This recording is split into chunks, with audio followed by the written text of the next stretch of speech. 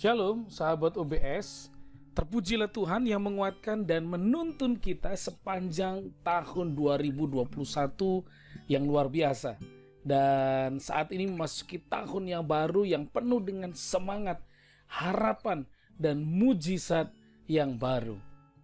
Hari ini kita akan belajar merenungkan firman Tuhan dari Mazmur pasal 7. Dan kita akan mulai dengan meminta hikmat Tuhan, tuntunan Tuhan dalam kehidupan kita. Tuhan Yesus berkati renungan pagi hari ini, sehingga kami mengerti, kami mengenal, kami memahami firman Tuhan dengan baik. Sehingga waktu kami belajar kebenaran ini akan menguatkan, memulihkan, mengokohkan hidup kami dalam perjalanan kehidupan kami. Berkati setiap sahabat OBS yang join baik melalui Instagram maupun juga YouTube dan Facebook. Tuhan berkati berlimpah-limpah untuk mengerti perkataan firman Tuhan ini. Dan kami minta tuntunan Roh Kudus di dalam nama Tuhan Yesus Kristus. Haleluya. Amin. Mari kita akan membaca di dalam Mazmur pasal 7 ayat 11 dan 12 serta 18. Mazmur pasal 7 ayat 11, 12 dan 18. Demikianlah firman Tuhan. Perisai bagiku adalah Allah yang menyelamatkan orang-orang yang tulus hati. Allah adalah hakim yang adil dan Allah yang murka setiap saat. Aku hendak bersyukur kepada Tuhan karena keadilannya dan bermazmur bagi nama Tuhan yang maha tinggi. Sahabat OBS terkasih, Mazmur ini memiliki latar belakang di mana Daud mengalami fitnahan dari seseorang yang disebutkan sebagai Kus, orang Benyamin. Kemungkinan Daud mengalami situasi tidak nyaman karena orang tersebut, sehingga dia dibenci oleh Raja Saul, yang kemudian mengakibatkan hidupnya mengalami kesulitan yang sangat luar biasa, sehingga kemudian dia dikejar-kejar, diperlakukan dengan tidak benar, bahkan dianggap sebagai orang yang sangat tidak berharga walaupun dia telah melakukan perkara-perkara baik bagi negara Israel. Karena Daud mengalami situasi hidup yang diperlakukan dengan tidak benar seperti itu, maka kita melihat dalam Mazmur yang kita baca ini, pertama ia memohon kemurahan Allah supaya Allah melihat kondisinya, keadaannya. Yang kedua, ia naik banding kepada Allah bahwa ia tidak bersalah atas hal-hal yang dituduhkan kepadanya, yang kita temukan di ayat 4 dan sampai ayat yang ke-6. Kemudian ia juga berdoa kepada Allah untuk membela perkaranya, supaya Allah juga bertindak sebagai hakim baginya melawan para penganiaya, orang-orang yang berusaha menjatuhkan dia, menghasut atau memfitnah kehidupannya, yang muncul di ayat yang ke-7 sampai ayat ke-10. Dan kemudian ia mengutarakan keyakinannya terhadap Allah bahwa Allah akan bertindak demikian dan mengembalikan celaka ke atas diri orang-orang yang bertujuan mencelakakannya.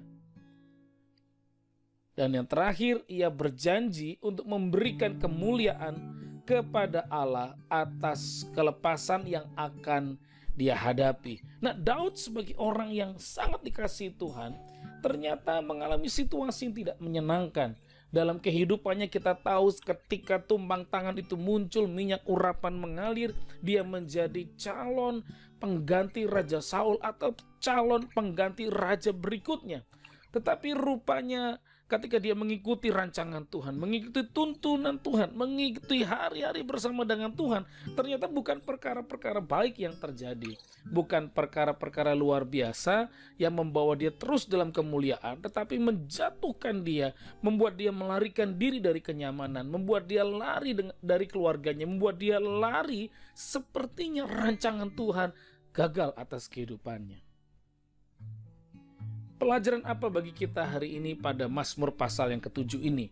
Maka yang pertama pelajarannya adalah orang benar ternyata juga tidak luput dari persoalan. Orang benar bisa dilukai, orang benar bisa diperlakukan tidak adil, bisa difitnah, bisa mengalami hari-hari yang buruk, mengalami keadaan yang tidak menyenangkan. Tetapi yang lebih penting dari itu, pelajaran kedua adalah respon kita menghadapi masalah sangatlah penting.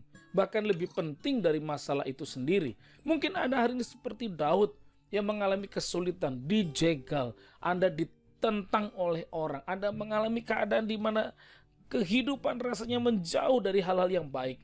Rasanya perkara yang buruk, kesehatan yang turun, keadaan yang tidak menyenangkan terjadi dalam kehidupan saudara. Tapi hari ini Daud memberitahu pada kita, respon kita jauh lebih penting. Karena Daud datang kepada Tuhan mengadukan persoalannya, bukan kepada manusia, bukan kepada sahabat, bukan kepada orang-orang kuat, bukan juga kepada orang-orang yang mungkin dapat sanggup menolong kita, yang sering kali kita lakukan. Respon Daud datang kepada Tuhan. Pelajaran ketiga bagi kita adalah Daud menunjukkan imannya. Daud menunjukkan percayanya bahwa Tuhan adalah pelindung dan hakim bagi setiap aduan dan persoalan dalam kehidupan kita. Jadi hari ini jangan takut, jangan khawatir menghadapi tahun yang baru, situasi yang baru yang mungkin akan tidak menyenangkan, yang mungkin buat Anda susah harinya, mungkin buat keuanganmu bermasalah, yang mungkin membuat zona nyamanmu dihancurkan, yang mungkin membuat engkau keluar dengan kesulitan begitu dahsyat. Tetapi ingatlah ini, Tuhan adalah pelindung dan hakim bagi setiap kehidupan saudara dengan saya. Ketika Anda menyadari Tuhan sebagai hakim, maka engkau akan bertindak hidup benar. Waktu engkau hidup benar, engkau akan terima pembelaan dan engkau akan menikmati perlindungan daripada Tuhan. Biar hari ini kita terus belajar dari kehidupan Daud menjadi pribadi-pribadi yang terus percaya, terus mengasihi, terus tinggal dalam rancangan Tuhan. Sesulit apapun, mari memiliki respon yang benar. Tulisan dari Charles Stanley ini patut juga kita pikirkan. Kita harus percaya bahwa Tuhan memegang kendali sepenuhnya atas semua aspek kehidupan kita. Dan kalau Tuhan memegang kendali, Dia juga yang dapat menyelamatkan saudara. 1000 tangan, 1.000.000 tangan menarik Anda turun, tapi 1 tangan Tuhan menarik Anda ke atas, menjadikan Anda naik dan mendapatkan promosi. Itulah mengapa mari datang kepada Tuhan yang sanggup menolong kehidupan kita. Mari kita akan berdoa. Tuhan, berkati kami saat hari ini ketika mendengarkan renungan firman Tuhan ini. Kami belajar bersandar kepada Tuhan di tengah masa yang susah, masa yang sulit, masa di mana banyak orang berusaha menjatuhkan kehidupan kami. Kami belajar percaya Allah setia, Allah mengasihi, Allah sumber perlindungan, Allah menjadi hakim yang akan melihat persoalan kami dan membela kehidupan kami karena kami belajar tinggal dalam kebenaran. Berkati setiap kami, urapi perjalanan kami Tuhan, dan ajar kami terus memiliki respon yang baik yang muncul dari hati yang tulus, pikiran yang kudus, dan cara hidup yang berkenan di hadapan Tuhan. Berkati setiap sahabat OBS hari ini di dalam nama Tuhan Yesus Kristus, berkemenangan, menikmati kekuatan dan mujizat turun atas kehidupan kami semuanya. Dalam nama Tuhan Yesus kami mengucap syukur. Haleluya. Amin.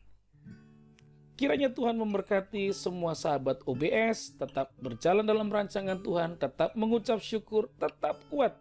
Dan Tuhan memberkati setiap kita semuanya. Amin.